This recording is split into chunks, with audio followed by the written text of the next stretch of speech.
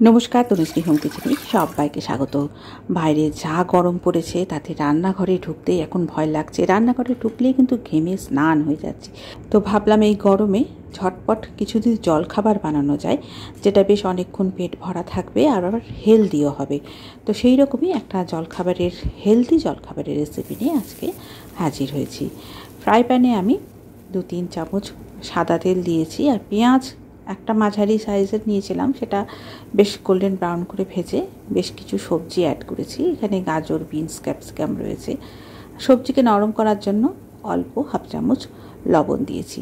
আচ্ছা, এই সবজির সাথে আমি একটুখানি 4-5 কোয়া রসুন আর 2টো কাঁচা লঙ্কা কুচিয়ে নিয়েছিলাম। সবজি হালকা নরম হয়ে আসলে ওপর দিয়ে একটা ডিম ফাটিয়ে দিয়ে দিতে হবে। তারপর 1-2 মিনিট অপেক্ষা করতে হবে যাতে ডিমের উপরের অংশটা একটুখানি শক্ত হয়ে আসে। তারপর স্প্যাচুলা দিয়ে সবজির সাথে ডিমটা ভালো করে মিশিয়ে দিতে হবে। তো ডিমটা দেখো সবজির সাথে সুন্দরভাবে ঝুরো ঝুরো হয়ে গেছে, স্ক্র্যাম্বল হয়ে গেছে। এবার সবজিটার মাঝখানে একটুখানি জায়গা করে নিয়েছি, তার উপর আমি 1 চামচ দিয়েছি রেড চিলি সস আর 1 চামচ দিয়েছি সয়া সস।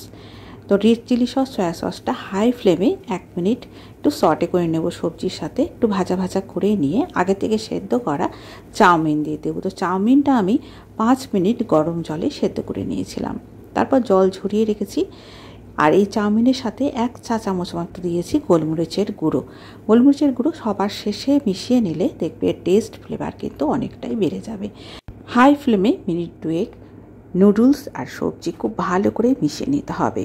তৈরি হয়ে গেল ঝটপট মিক্স ভেজ নুডলস বা এগ নুডলস বা এগ চাউমিন, যা সকাল বিকাল জলখাবারে বা টিফিন বক্সে এই রেসিপি কিন্তু বেশ ভালো লাগবে।